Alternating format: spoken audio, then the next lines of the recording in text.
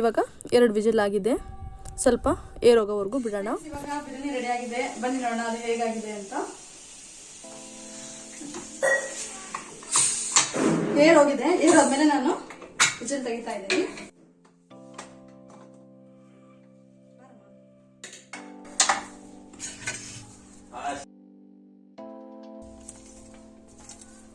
Friends ನೋಡಿ ಎಷ್ಟು ಚೆನ್ನಾಗಿದೆ.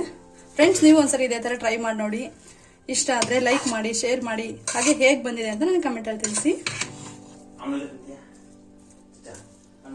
ಈಗ ಪ್ಲೇಟಿಗೆ ಸರ್ವ್ ಮಾಡ್ತಿದ್ದೀನಿ.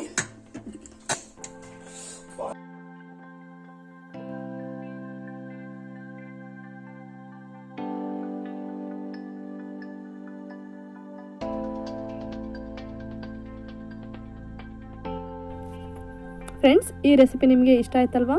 ಹಾಗಾದರೆ ಲೈಕ್ ಮಾಡಿ.